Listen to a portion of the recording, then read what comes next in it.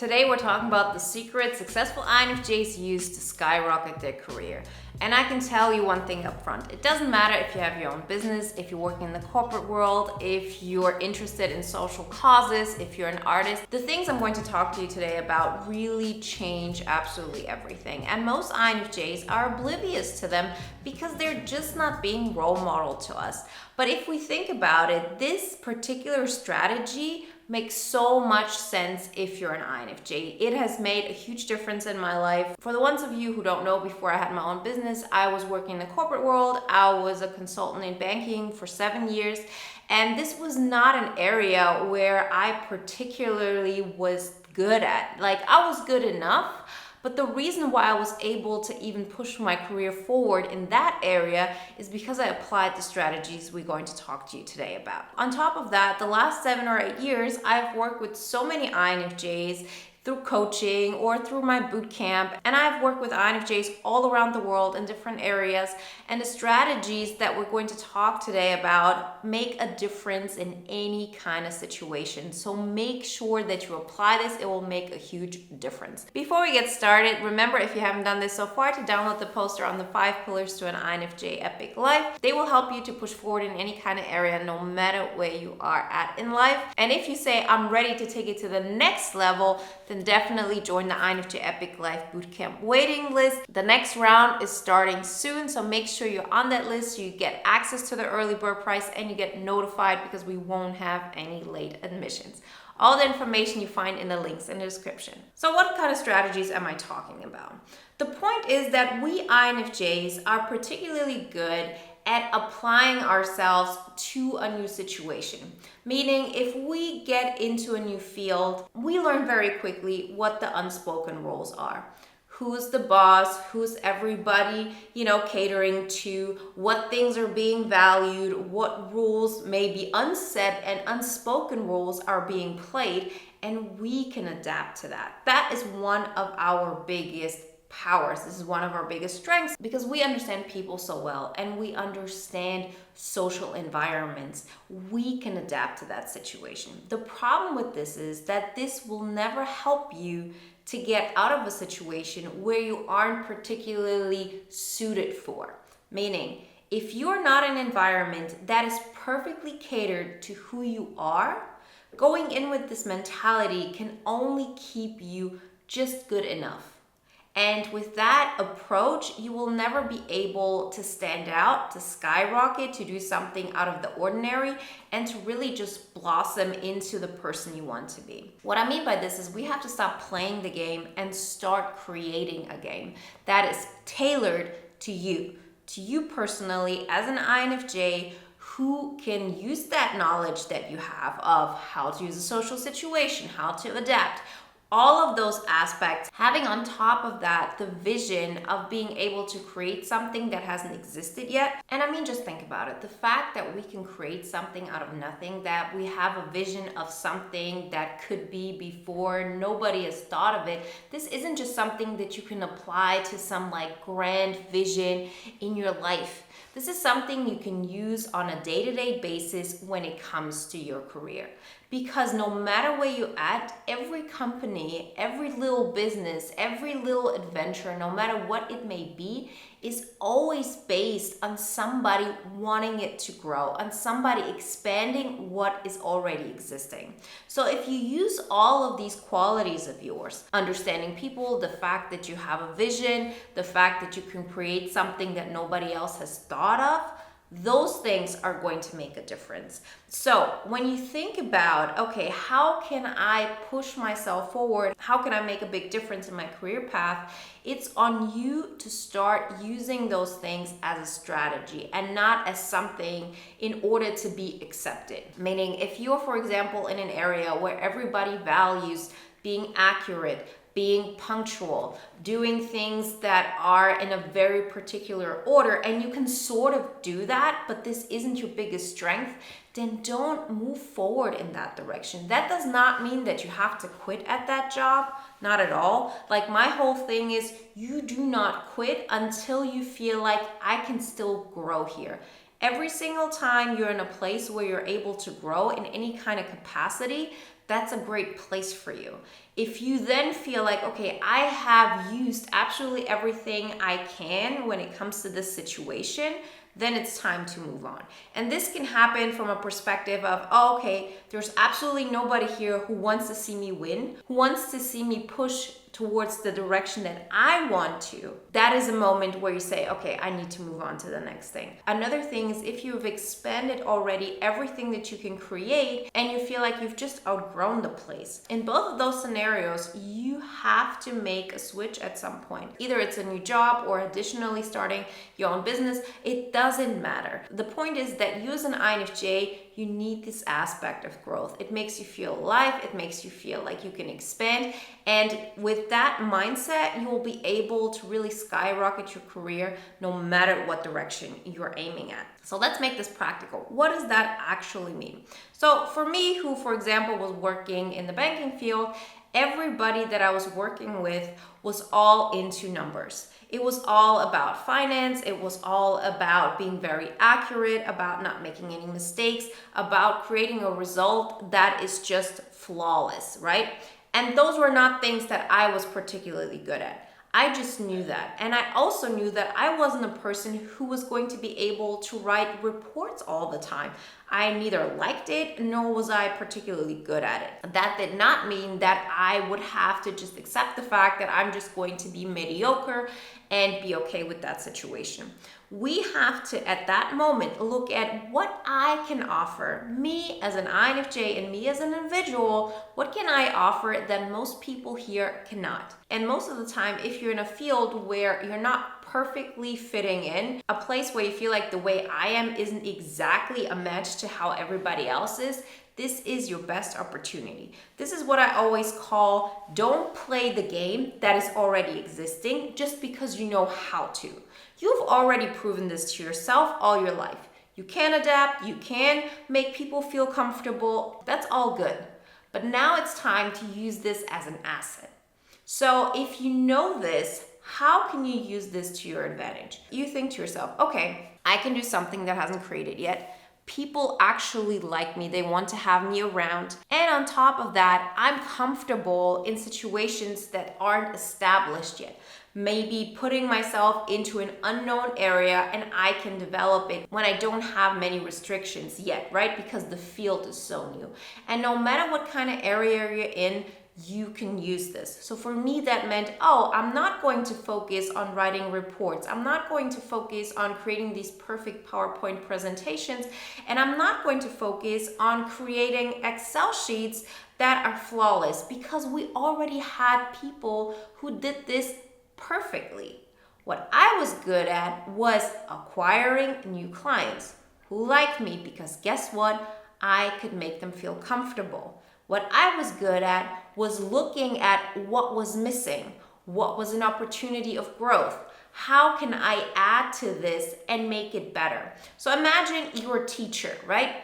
And you can look at the whole atmosphere and say, okay, what this school needs is an additional art department. What it additionally needs is an additional theater production. And to add value to any kind of situation that you're in with your personal strengths. See, you have to be really aware of this. This is not something you can just wing, because I can tell you one thing, your subconscious and the thing that comes intuitively to you at first will be to just play the game. Because we want to blend in, we want to make people comfortable, but the price that you're paying for this is that you're dimming your own light. There has to be a path that you have in mind that is solid.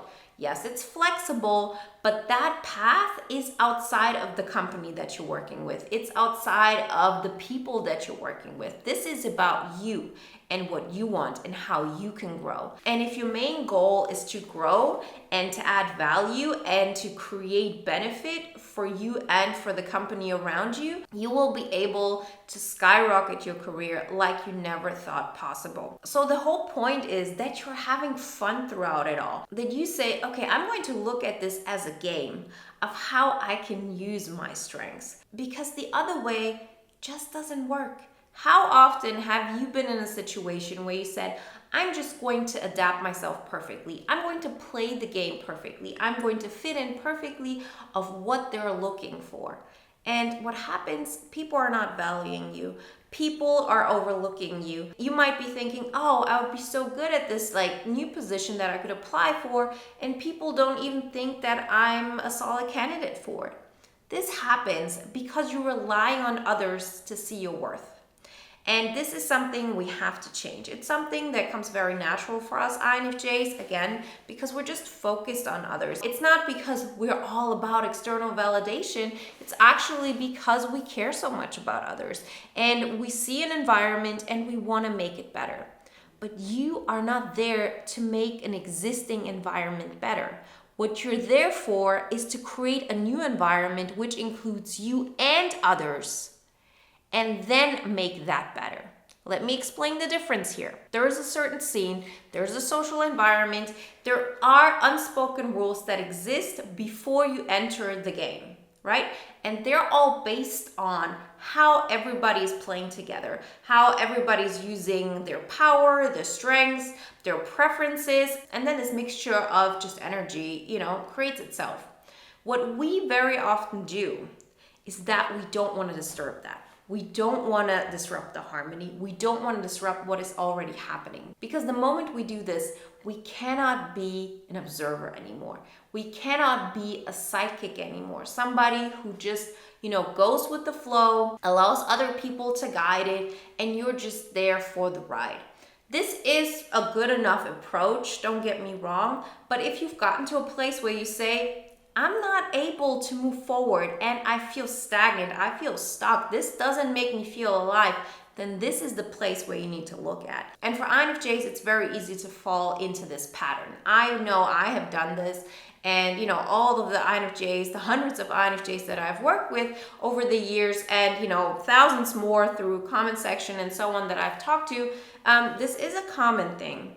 But it's not something that has to be your reality forever. You can decide now to say, I'm going to disrupt this, because this might be a scene the way it exists before I had entered it, but now I'm in it. And if I want to push myself forward, then I have to be the one who adds my own energy, my own ideas, my own strengths to the mix. And by default, this will alter the scene. By default, this will disrupt the harmony. You are a new person entering in, and with that, of course, things are going to change. In particular, if you're not in an area that is filled with, let's say, INFJs, and guess what? Most situations aren't like this, right? INFJs are 1% of the population. Yes, maybe there are some new statistics and so on that tell you, okay, it's like 2 or 3%.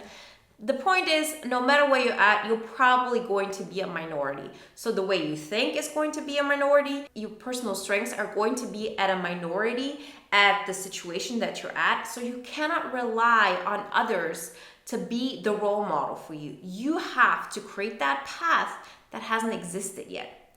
And that means, for example, saying, okay, how can I attract new clients? How can I make sure that, for example, if you're a teacher, how can I make sure that when I create this new art class, I actually start encouraging students to come here, they get excited, a new energy is being created, more and more students are interested in coming to the school, or we're able to create fundraisers and you're bringing way more money to the school to improve, the overall situation. This is just a random example I'm giving you here, but this is the game to play. Stop dimming your light. Stop trying to fit in because of the fact that you are different. The fact that you're different is the thing that's going to make a difference. They already have enough of the people who aren't like you. For me, as I said, no need to do my PowerPoints perfectly. No need to do those Excel sheets perfectly or write those reports, without any flaws and exactly how people want them to. They have enough people who are perfect at this. I'm not. So why am I supposed to try my best to fit in? I have to start valuing what is important to me and what I'm good at. So I made sure that I acquired new clients when others couldn't. I was able to secure new fields that maybe nobody has ever talked about, but that definitely would cause a problem in the long run if we're not using our knowledge to our advantage right now. So for me, that meant, okay, I have to go into new banks and tell them about their capital market system and what is not going to work in the near future, how we have to change that. And before you know it, I was able to create way more benefit and income to the company than my old self could have ever been able to if I would have tried to just blend in and to pretend I'm like everybody else. You got to understand this. If you are an artist and your biggest purpose that you can give to the world, the biggest strength that you have is being an artist. So for example, creating art that makes people feel something, then it's not in your benefit to try to be the best accountant you can be, because this is just not tapping into your strengths. But most people are so afraid of saying, I'm going to start valuing being an artist more than being an accountant, although this is what I'm good at, this is what I like, this is the thing that I can actually, put myself in front of others and be better than, let's say, the accountants. They're afraid of doing that because they would have to do it themselves. There is nobody showing you the way, really. But guess what? You're an INFJ. And what is one of INFJ's biggest strengths? Mental toughness. We may not be the best who are able to stand in the cold for 12 hours, every night, right? But we are able to withstand a situation where the social pressure might be there, where people might want to be like everybody else. You can stand on your own. We can do this because we have the mental strength to stand against what everybody else is doing. And this is something to use to your advantage. Do the thing that nobody else is doing. Start something new within your company. And definitely look out for people who are above you who want to see you win. If you don't have anybody who can see, who can appreciate, and who can encourage the new path that you're already taking yourself on, right? If you say, okay, I'm going to try something new, I'm going to do this, you need to have people above you who can sort of sense where you're going. They don't have to be INFJs because you are going to make it understandable to them. You're going to come up with the idea and you're going to push it forward. But you need people to want that to happen. If the area that you're in isn't that place, if there's absolutely nobody who is open to you creating that, then this is not the place for you. This is the place where I say, don't walk, run away from this, because you're using all of your energy to barely keep your head above water. But in most cases, you will recognize that people have an overall goal. And that overall goal is what? Growth, benefit, income, whatever might generate something beneficial for that company. And that can be in so many different ways. You don't have to do it like everybody else is doing it. And since you are an INFJ, since you think in a different way, why try to be like everybody else when all of their strengths are naturally going to be in a different field than your strengths are going to be? That does not mean you have to start on your own. That does not mean you have to be in a particular field. You can do this within a field where everybody else is different. But you can ask yourself, what are they missing? What am I able to bring to the table that nobody else can? That's going to make the biggest difference, and that's going to catapult your career to the next level. Remember, if you haven't done this so far, to download the poster on the 5 pillars to an INFJ epic life, to sign up for the bootcamp waiting list, and if you want to watch another video now that is in alignment with today's topic, and watch the video, What Makes the INFJ Unstoppable.